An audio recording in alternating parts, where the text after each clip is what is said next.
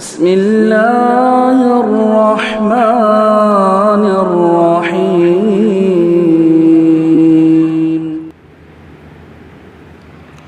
إن الحمد لله والصلاة والسلام على رسول الله وعلى آله ومن والاه، أما بعد، فأعوذ بالله من الشيطان الرجيم من همزه ونفخه ونفثه. بسم الله الرحمن الرحيم. هذان خصمان اختصموا في ربهم فالذين كفروا قطعت لهم ثياب من نار يصب من فوق رؤوسهم الحميم يصهر به ما في بطونهم والجلود ولهم مقامع من حديد كلما أرادوا أن يخرجوا منها من غم أعيدوا فيها وذوقوا عذاب الحريق. إن الله يدخل الذين آمنوا وعملوا الصالحات جنات تجري من تحتها الأنهار يحلون فيها من أساور من ذهب ولؤلؤا ولباسهم فيها حرير وهدوا إلى الطيب من القول وهدوا إلى صراط الحميد. إن الذين كفروا ويصدون عن سبيل الله والمسجد الحرام الذي جعلناه للناس سواء العاكف فيه والباد ومن يرد فيه بإلحاد بظلم نذيقه من عذاب علیم. محترم حضرات، اللہ تبارک و تعالی نے جہاں اہل ایمان کا ذکر کیا ہے وہیں اہل کفر کا ذکر کیا ہے، اور کہیں دونوں کی مقابلہ آرائی کروائی ہے. اور آج سے ٹھیک 1445 سال پہلے آج ہی کی تاریخ میں 17 رمضان مبارک کو معرکہ بدر پیش آیا، غزوہ بدر پیش آیا، جو حق و باطل کے درمیان فرق کرنے والا غزوہ تھا. اسی لیے اس کو یوم الفرقان کہا جاتا ہے. یوم الفرقان یوم التقى الجمعان، فرقان کے دن جب کہ دو فوجیں ملیں. اتفاق دیکھیے کہ آج ہمارے درس میں جو آیت ہے اس میں وہ مراد بھی ہے. چنانچہ کل کی تراویح میں ہم نے سورہ انبیاء اور سورہ حج کی تلاوت سنی تھی. سورہ حج کی یہ آیات ہیں جو آپ کے سامنے ابھی پڑھی گئی ہیں، اور اس میں مفسرین نے غزوہ بدر کو مراد لیا ہے، جو رمضان مبارک 17 رمضان مبارک سن 2 ہجری کو پیش آیا تھا، اور یہ 1443 ہے، اور وہ 1445 سال پہلے یہ دونوں جماعتیں آمنے سامنے ہوئیں. ایک طرف کفر کا ٹڈی دل فوج ہے، اور دوسری طرف کمزور اور نہتھے مسلمان ہیں.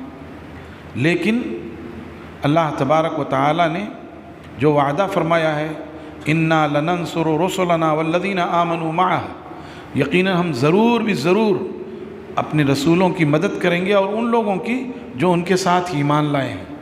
تو اللہ تعالیٰ نے اہل ایمان کی مدد فرمائی، اور کفار کی کمر ٹوٹ گئی، اور اس کا اثر قیامت تک رہے گا. چنانچہ اللہ تعالیٰ نے فرمایا، ہذان خصمان اختصموا فی ربہم، یہ دو فریق ہیں، یہ دو مخالف ایک دوسرے کے ہیں. اختصموا فی ربہم، جو اپنے رب کے سلسلے میں جھگڑ رہے ہیں. ایک فریق وہ ہے جو یہ کہتا ہے ربی اللہ، میرا رب اللہ ہے، ہم اس کے ساتھ کسی کو شریک نہیں ٹھہرا سکتے، لائق عبادت صرف اسی کی ذات ہے، ہم اس کی عبادت میں کسی کو شریک نہیں ٹھہراتے. دوسرا فریق وہ ہے جو یہ کہتا ہے کہ نہیں، اور بھی معبودان باطلہ ہیں جن کی ہم پوجا کرتے ہیں. وہاں وہ اس وقت ہبل کی، لات کی، عزا کی، منات کی پوجا کیا کرتے تھے، جیسے قوم نوح والے ود، سواع، یغوث، یعوق، نصر کی پوجا کیا کرتے تھے. لیکن یہ لوگ تھوڑے بیوقوف تھے کہ ان کے جو معبودان باطلہ تھے وہ گنتی کے تھے، 5، 10، 15، 20، 100، 50 تھے. ہمارے یہاں کے عقل مندوں کے یہاں معبودان باطلہ کی کوئی تعداد ہی نہیں ہے. یہ اتنے عقل مند ہیں کہ ان کے معبودان باطلہ کی کوئی تعداد ہی نہیں ہے. وہ تو مشہور ہے قول 33 کروڑ، لیکن اس سے بھی کہیں زیادہ ہیں. اس لیے کہ ان کے ہاں معیار کیا ہے، ہر وہ چیز جو نفع پہنچائے وہ الہ ہے، اور ہر وہ چیز جو نقصان پہنچائے وہ بھی الہ ہے. تو ان کے ہاں تو کوئی حد ہی نہیں ہے. بہرحال یہ دو گروہ تھے، ایک مسلمانوں کا گروہ اور ایک کفار کا گروہ، اختصموا فی ربہم، جو اپنے رب کے سلسلے میں جھگڑ رہے تھے، فالذین کفروا، تو اس میں مراد یہ لیا ہے حافظ ابن کثیر رحمۃ اللہ علیہ اور دوسرے مفسرین نے کہ اس سے مراد جو ہے معرکہ بدر ہے، غزوہ بدر ہے، کہ اس میں شروع میں جو جھگڑ پڑے مسلمانوں کی طرف سے علی، حمزہ اور ابو عبیدہ رضی اللہ عنہ تھے، عبیدہ رضی اللہ عنہ، اور کفار کی طرف سے عتبہ، شیبہ اور ولید ابن عتبہ، اور پھر اللہ تبارک و تعالی نے مسلمانوں کو فاتح کیا، یہ تینوں کے تینوں مارے گئے۔ ہوتا کیا تھا شروع میں کہ انفرادی جنگیں ہوتی تھیں، دونوں فوجیں آمنے سامنی ہیں، تو کسی بھی فوج کا کوئی سورما جس کو اپنی طاقت پہ ناز ہوتا وہ نکلتا اور کہتا حل من مبارز، ہے کوئی جو ہمارے مقابلے میں نکلے، ظاہر ہو۔ تو اب دشمن کی طرف سے لوگ نکلتے اور اس میں لڑائی ہوتی، اس میں جس فوج کی طرف سے مارے جاتے تو ادھر سے لوگ غیظ و غضب میں آتے، دو چار ایسے ہی انفرادی مقابلے ہوتے اور پھر خون کھول جاتا فوجوں کا اور پھر گھمسان کی جنگ شروع ہو جاتی۔ ایسی یہاں بھی ہوا غزوہ بدر میں بھی کہ یہ لوگ نکلے عتبہ، شیبہ اور ولید، اور انہوں نے کہا حل من مبارز، کیا کوئی ہے جو ہمارے مقابلے میں نکلے؟ چنانچہ انصار کے 3 نوجوان نکلے۔ جب انہوں نے ان سے ان کا حسب نسب پوچھا تو ان کو حقیر اور کمتر جانا اور کہا تم سے ہمارا کوئی مقابلہ نہیں، ہمارے مقابلے میں وہ لوگ آئے جو ہماری قوم سے بھاگ کر آئے ہیں، تمہارا ہمارا کیا مقابلہ ہے؟ تم تو دہقان ہو، کسانوں کے بچے ہو، تم کیا مقابلہ کرو گے؟ پھر رسول اللہ صلی اللہ علیہ وسلم نے اشارہ کیا، وہ تینوں انصاری پیچھے ہٹائے اور آپ نے علی، حمزہ اور عبیدہ رضی اللہ عنہم کو نکلنے کی اجازت دی، اور پھر ان لوگوں نے ان تینوں کا کام تمام کر دیا، اور اس طرح سے جنگ شروع ہوئی۔ اور پھر کچھ ہی دیر میں دیکھیے، اس جنگ میں اس سے پہلے تفصیل میں بیان دے چکا ہوں غزوہ بدر کے تعلق سے، لیکن آج چونکہ مناسبت ہے اور یہ آیت آ گئی، کیا تھا کہ اللہ تبارک و تعالی نے رسول اللہ صلی اللہ علیہ وسلم کو کافروں کی تعداد تھوڑی کر کے خواب میں دکھا دی، اور جو آپ کو خواب میں دکھائی گئی وہی آپ نے مسلمانوں کو بتایا، اور پھر جب فوجیں آمنے سامنے ہوئیں اس وقت بھی ان کی تعداد، کافروں کی تعداد مسلمانوں کی نگاہ میں تھوڑی، اتنی تھوڑی تھی کہ عبداللہ بن مسعود نے ایک شخص سے کہا ایسا لگتا ہے کہ یہ جو ہے 70-80 لوگ ہوں گے جبکہ 1000 تھے، تو اس نے کہا نہیں، ایسا لگتا ہے کہ 100 لوگ ہیں، اور خود مسلمانوں کی تعداد کافروں کی نگاہ میں کم تر کر کے دکھا دی تھی۔ اور حکمت کیا تھی؟ تاکہ دونوں ایک دوسرے کو آسان لقمہ، نرم لقمہ سمجھ کر چبا جائیں۔ کفار یہ سمجھیں کہ مسلمان 50 ہیں، ابھی تو ایک ریلے میں صاف کر دیتے ہیں، اور مسلمان یہ سمجھیں، ان کی تعداد حقیقتاً 300 سے زائد تھی، کہ یہ تو 100 لوگ ہیں یا 80 لوگ ہیں، ابھی ان کو صاف کر دیتے ہیں۔ دونوں نے ایک دوسرے کو لقمہ تر اور آسان لقمہ سمجھا، اس لیے ایک دوسرے پر چڑھ دوڑے پورے جوش اور جذبے سے۔ اب جب لڑائی شروع ہوئی تو اللہ تعالیٰ نے مسلمانوں کی 1000 فرشتوں سے مدد فرمائی۔ ھذا یمددکم ربکم بألف من الملائکۃ مردفین۔ مردفین کا مطلب یہ یک بیک سب نہیں آ گئے، 50 پھر 50 پھر 50 پھر 50 پھر 50 ایسے، تو یہ سب گھبرا گئے کہ ارے یہ تو بڑی فوج آ گئی، یہ تو انہوں نے دھوکہ دینے کے لیے ہم کو تھوڑی فوج یہاں بلایا تھا، اور یہ چلے آ رہے ہیں مسلسل۔ تو پھر مسلمانوں کی تعداد بڑھتی چلی گئی کفار کی نگاہ میں، اور مسلمانوں کی نگاہ میں ان کی تعداد تھوڑی ہی رہی، اور اللہ تعالیٰ نے اس طرح سے مسلمانوں کو فتح دی۔ اللہ نے خود فرمایا وَلَوْ تَوَاعَدْتُمْ لَاخْتَلَفْتُمْ فِي الْمِيعَادِ، اگر تم باہم وعدہ کرتے کہ ہاں بھائی 17 رمضان کو لڑائی ہونی ہے، لَاخْتَلَفْتُمْ فِي الْمِيعَادِ، تو تم ضرور ملنے میں اختلاف کر دیتے۔ جب تمہیں یہ پتہ چلتا کہ وہاں سے 1000 کا لشکر آ رہا ہے اور ہماری تعداد 300 ہے تو گھبرا جاتے، تیار نہیں ہوتے، یا ایسے ہی الٹا معاملہ بھی ہو سکتا تھا، کفار جو ہے بھاگ جاتے، لیکن اللہ نے چاہا وَلَكِنْ لِيَقْضِيَ اللَّهُ أَمْرًا كَانَ مَفْعُولًا، اللہ نے چاہا کہ یہ فیصلہ ہو جائے جسے ہونا تھا، اور اللہ کو حق کرنا تھا اور باطل کو باطل کرنا تھا۔ چنانچہ اللہ تبارک و تعالی نے غزوہ بدر میں مسلمانوں کو فتح دی اور فرمایا ھذان خصمان اختصموا فی ربہم، یہ دو فریق ہیں جو باہم لڑ پڑے ہیں اپنے رب کے سلسلے میں. فالذین کفروا، تو وہ لوگ جنہوں نے کفر کیا ہے، قطعت لہم ثیاب من نار، ان کے لیے آگ کے کپڑے کاٹ دیے گئے ہیں، آگ کی پوشاک پہنائی جائے گی، آگ کے کپڑے کاٹ دیے گئے ہیں. یصب من فوق رؤوسہم الحمیم، اور ان کے سروں کے اوپر کھولتا ہوا پانی ڈالا جائے گا، وہ پانی ادھر ادھر نہیں گرے گا. یصہر بہ ما فی بطونہم والجلود، اتنا کھولتا ہوا پانی ہوگا کہ وہ سر کے اندر جذب ہو جائے گا، اور سر سے لے کر بھیجے میں اور جو کچھ سینے اور پیٹ میں سب کچھ ہے، سب کو صاف کرتا ہوا پیر کے پاس وہ نکلے گا.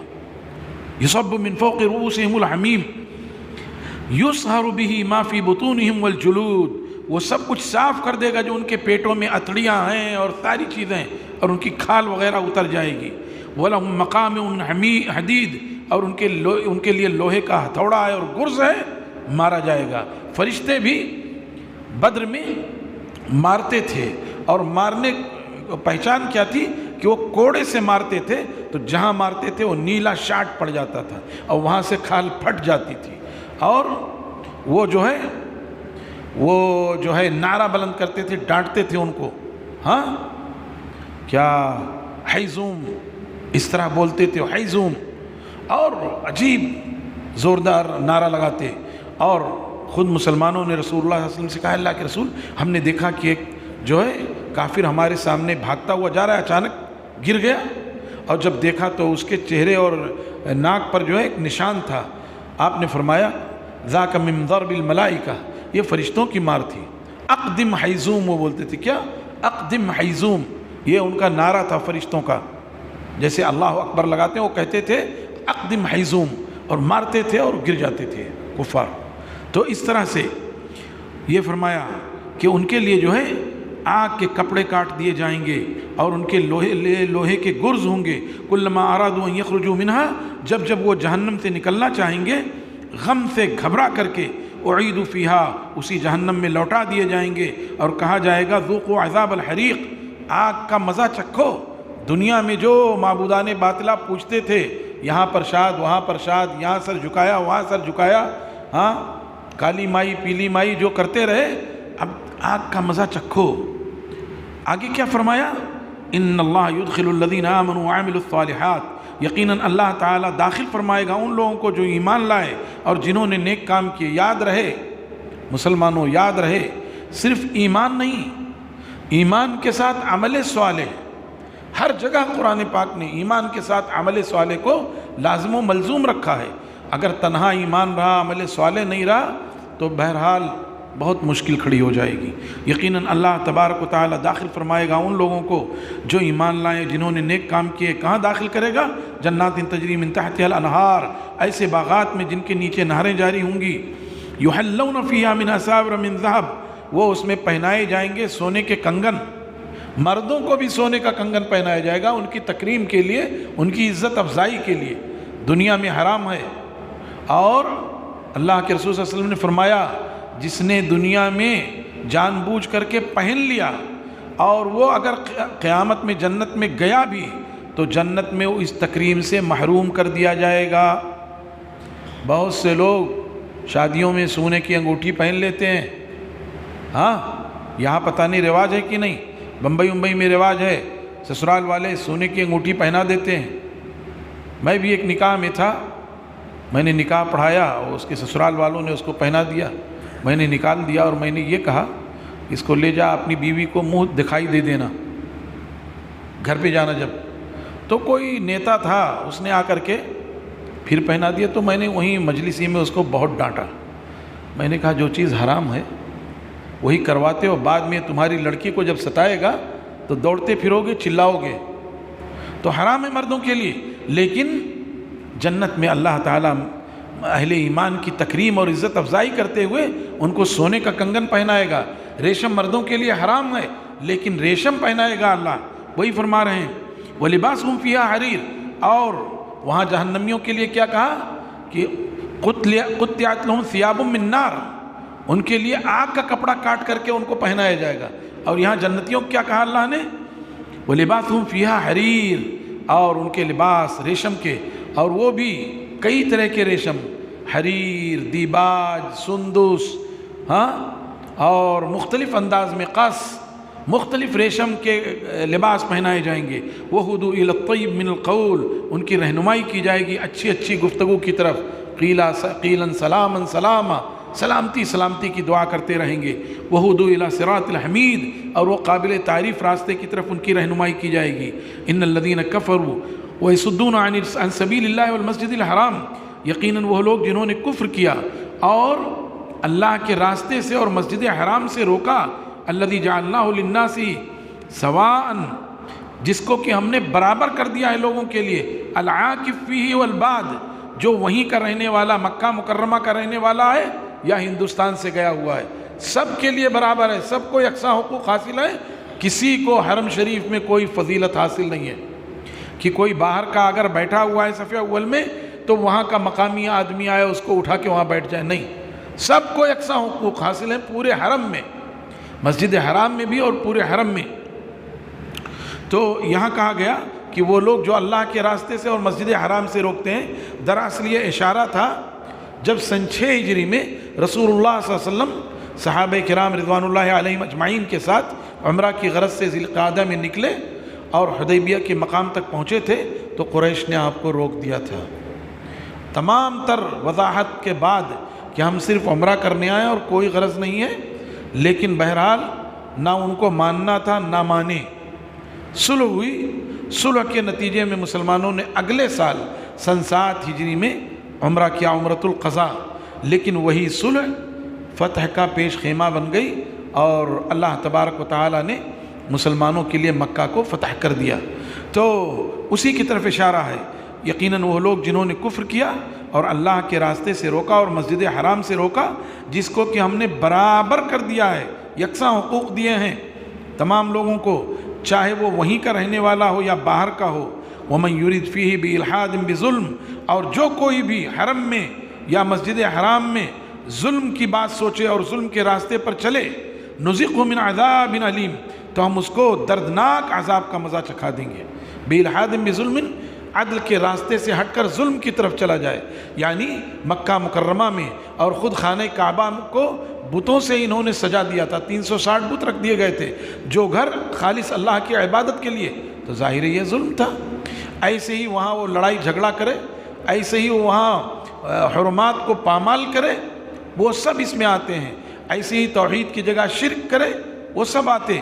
وہی فرمایا وَمَن يُرِدْ فِيهِ بِإِلْحَادٍ بِظُلْمٍ، اور جو کوئی ظلم کے ذریعے ایک طرف ہو جائے، ظلم کا راستہ اختیار کر لے، نُذِقْهُ مِنْ عَذَابٍ عَلِيمٍ، تو ہم اس کو عذاب علیم چکھائیں گے۔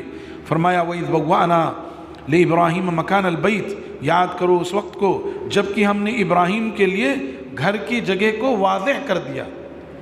گھر تو شروع ہی سے روئے زمین پر پہلا گھر، إِنَّ أَوَّلَ بَيْتٍ وُضِعَ لِلنَّاسِ لَلَّذِي بِبَكَّةَ مُبَارَكًا وَهُدًى لِلْعَالَمِينَ، لیکن طوفان نوح کے بعد پوری دنیا سیلاب کی زد میں تھی، وہ خانہ کعبہ بھی ختم ہو گیا، اس کی بنیادیں باقی تھیں، لیکن پوری دیوار، چھت، جیسے پوری آبادی تہس نہس ہو گئی ایسی وہ بھی ختم ہو گیا۔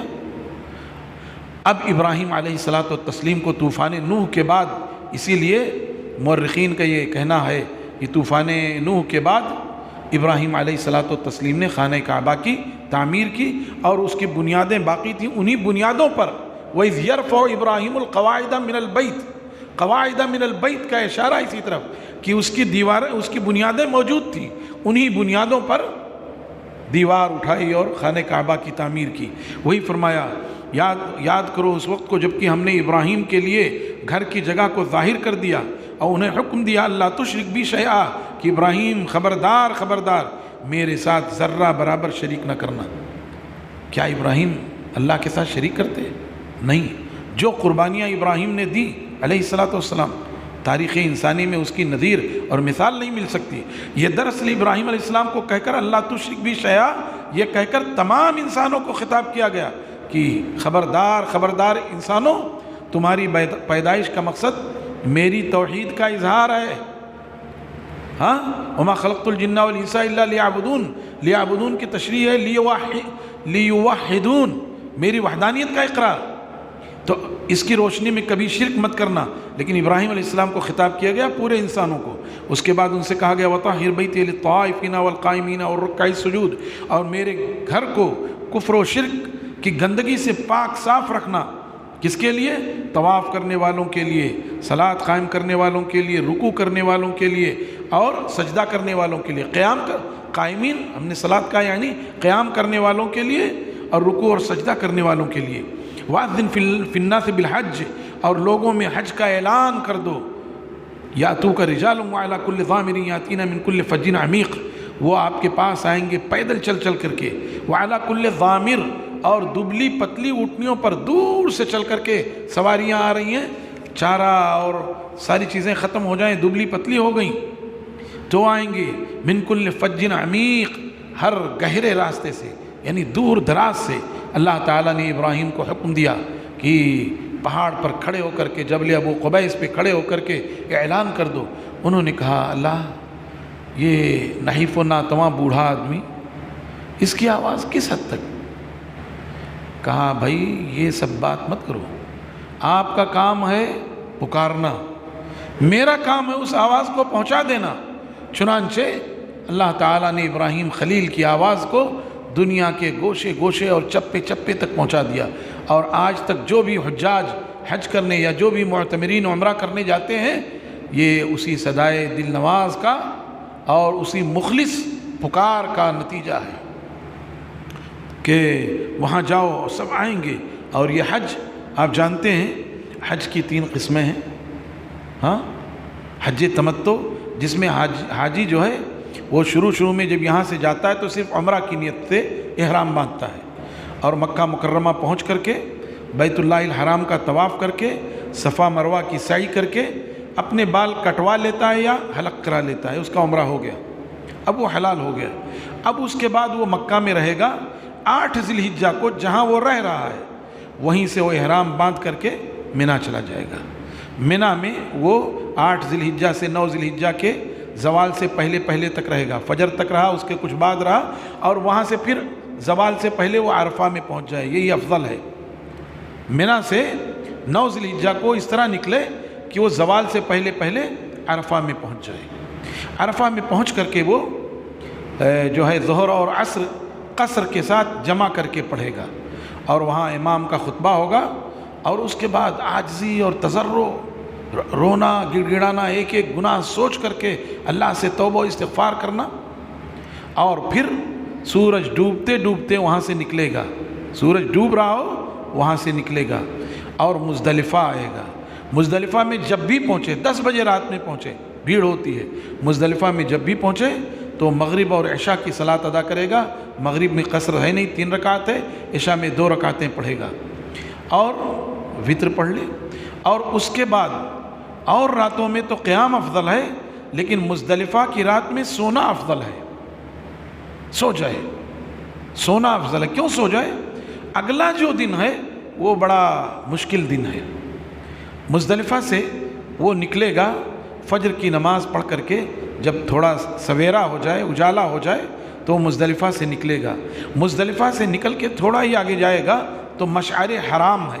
اللہ نے فرمایا وَاذْكُرُوا اللَّهَ عِنْدَ الْمَشْعَرِ الْحَرَامِ، اللہ تعالیٰ کا ذکر کرو مشعر حرام کے پاس. مشعر حرام کے پاس ٹھہر کر کے ذکر کرے گا.